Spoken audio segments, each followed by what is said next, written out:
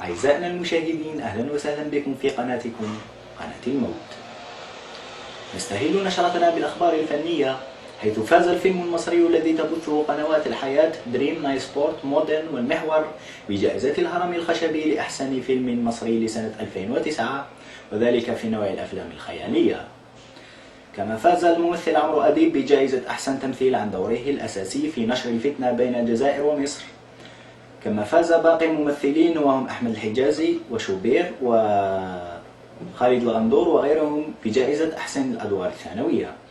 وقد تعرض هذا الفيلم إلى حملة لاذعة من لجنة النقد الدولية، حيث أن أسلوب الحوار جاء ضعيفا والنص لا يرقى إلى المستوى المطلوب، ورفضت مشاركته في أي مهرجان عالمي سواء للمحترفين أو للهواة. أما عن تتويجه في مصر، يقول النقاد أن الصانع مصري والجمهور مصري ولجنة التحكيم مصرية، أما لجنة التحكيم العالمية فقد رفضت حتى مشاهدة هذا الفيلم. نبقى في الفن دائما، حيث أصدرت المطربة والراقصة شحاتة ألبومها الأخير بمشاركة النجم العالمي الشيخ سعدان، وقد أنتجت هذا الكليب شركة روتانا كارتون، وإليكم مقطعا منه.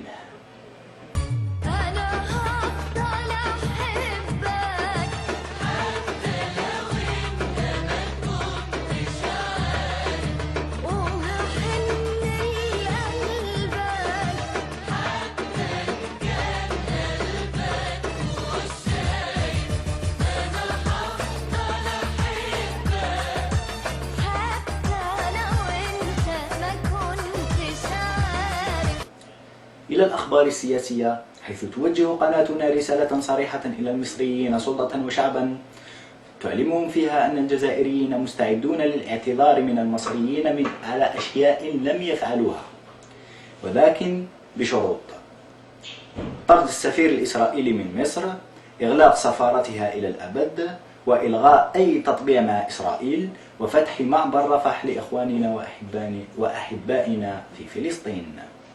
وأنا أقول شخصيا، والله لو قامت مصر بتلك الشروط لكنت أول من يعتذر من المصريين. والله لو ماتت نملة في القاهرة وقالوا لي اعتذر عن موتها لاعتذرت، رغم أن رجلي لم تطأ مصر من قبل.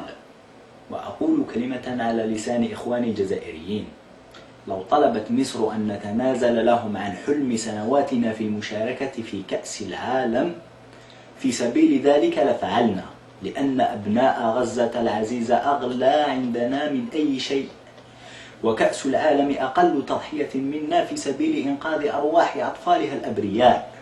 أما عن الصعيد الدولي فقد استاء العرب من التصريحات المصرية بأنها أحسن وأكبر دولة عربية، ونحن الجزائريون نرد ونقول أن الناس سواسية كأسنان المشط، ونستشهد بقوله تعالى: إن أكرمكم عند الله أتقاكم. ونحن والعرب إخوة وأشقاء يجمعنا الإسلام ولا يفرقنا كلام فارغ.